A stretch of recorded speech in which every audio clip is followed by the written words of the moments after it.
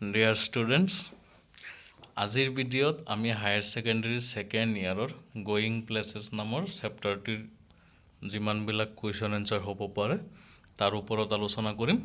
তোমালোক সকলোৱে ভিডিঅ'টিৰ পৰা কুৱেশ্যন এনচাৰকেইটা লিখি ল'বা আৰু যদি তেনেকৈ লিখাত অসুবিধা হয় তেতিয়াহ'লে ভিডিঅ'টিৰ শেষলৈ গৈ চাবা। তোমালোকক PDF-ৰ লিংক দিয়া হ'ব, ডাউনলোড কৰি ল'ব পাৰিবা, তাৰ পৰা লিখিব পাৰিবা, বহুত সুবিধা হ'ব। গতিকে পলম নকৰি বলা ভিডিঅ'টি ষ্টাৰ্ট কৰোঁ।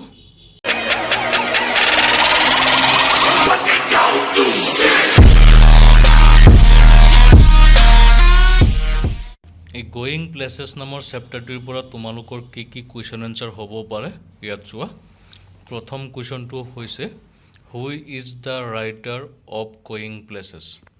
গোয়িং প্লেচেছ নামৰ চেপ্টাৰটিৰ লিখক কোন?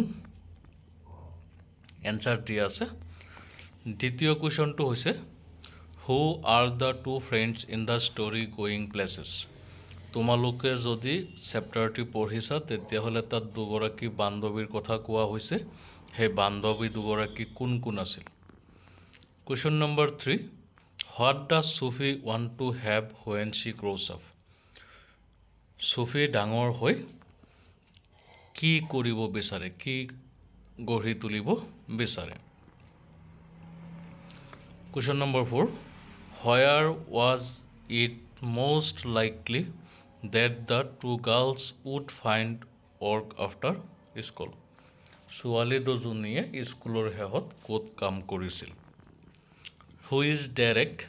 ডেৰেক কোন? Who is জিঅফ? জিঅফ কোন? হু ইজ ডেনি কেচি? ডেনি কেচি কোন? কুৱেশ্যন নম্বৰ 8ত দিয়া হৈছে which country does Denny Casey play for. ইয়াত যে হি দিয়া হৈছে এই হি মানে হৈছে Danny Casey play for. Question number 9, for whom does Sophie ask Danny Casey an autograph. সুফিয়ে কাৰ কাৰণে অটোগ্ৰাফ আনিব বিচাৰিছিল? Question number 10, does Sophie really meet Danny Casey. সুফিয়ে সঁচাকৈয়ে ডেনি কেচিৰ লগ পাইছিলনে? Question number 11, which is the only occasion that Sophie gets to see Danny Casey in person. সুফিয়ে কেতিয়া ডেনি কেচিৰ লগ পাইছিল ইন পাৰ্চনত, মানে মুখামুখিকৈ দেখিবলৈ পাইছিল? What does Sophie want to do after she passes out of school. স্কুলৰ পৰা পাছ হোৱাৰ পিছত সুফিয়ে কি কৰিব বিচাৰে? তাৰ ইয়াত এই এনচাৰটোত হেজ এভাৰ চিন, এইটো এনেকৈ কিবা কাৰণত পেৰাগ্ৰাফ চেঞ্জ হৈ গ'ল, তোমালোকে একেলগে লিখিবা। Question number 13, what was it most likely that the two girls would find work after school। এইটো অলপ প্ৰব্লেম হৈ গ'ল। ইয়াত এটা পেৰাগ্ৰাফো নহয়, ইয়াত 1, 2, 3টা পেৰাগ্ৰাফ হৈ গৈছে। এইটো পেৰাগ্ৰাফ নহয়, একেলগে লিখিবা তোমালোকে। What job is Geoff engaged in. Does he entertain dreams like his sister. জিঅফে কি কামত এংগেজ আছিল আৰু সি তাৰ বন্তিৰ নিচিনাকৈ সপোন দেখিছিল নেকি? Question number 15, how does Sophie's father react when Geoff tells him about her meeting with Danny কেচি।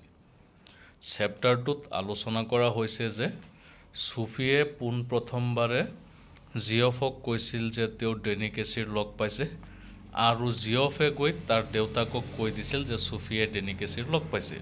এতিয়া প্ৰশ্নটো হৈছে যেতিয়া জিঅফে ডেনি কেচিক লগ কৰাৰ কথা কৈছিল, সুফিয়ে ডেনি কেচিৰ লগ পাইছে বুলি, তেতিয়া দেউতাকে কেনেকৈ ৰিয়েক্ট কৰিছিল?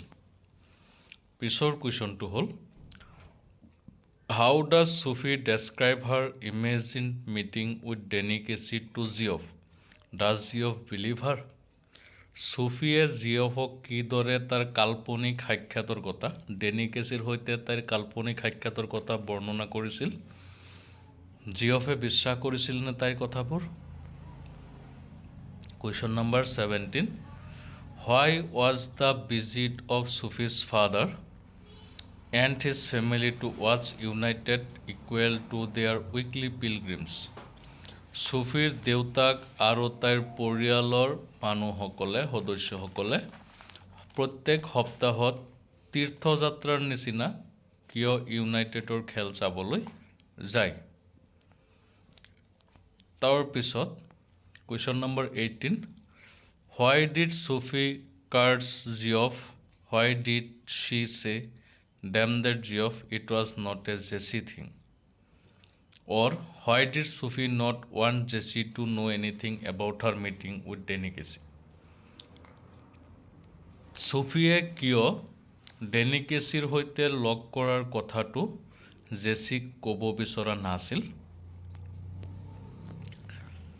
তাৰ পিছৰ question number 19. How did Jessie react at Sufi's story of her meeting with Danny Casey?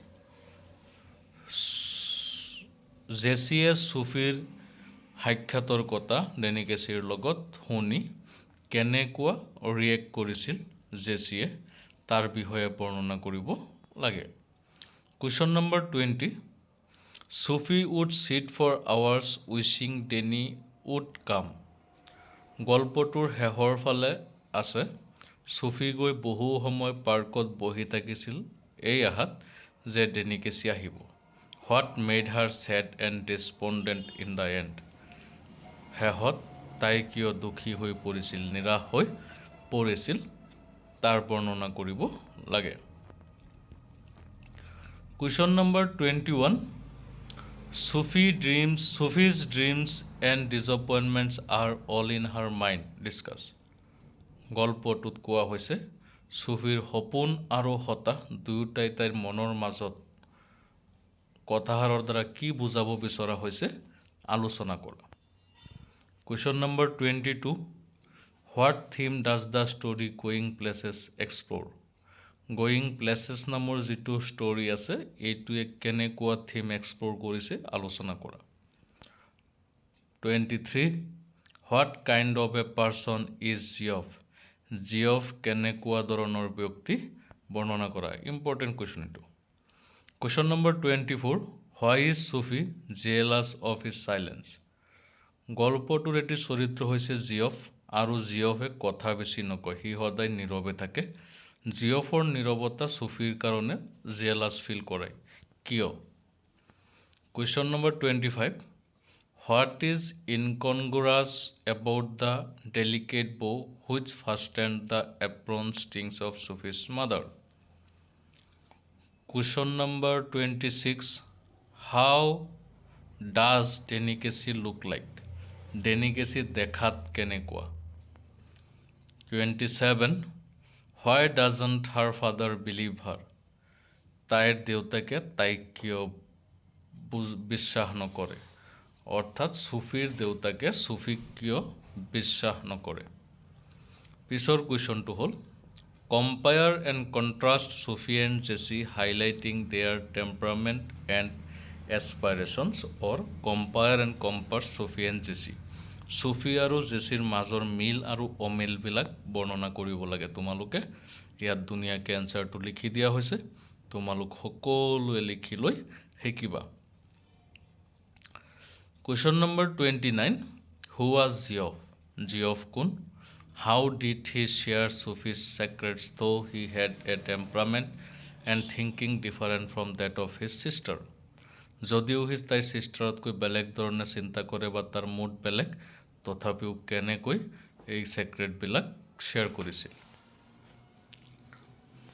তাৰ পিছৰ কুৱেশ্যনটো হৈছে Does Sufi's father highlighting his passion for football, his strange habits and his attitude to Sufi?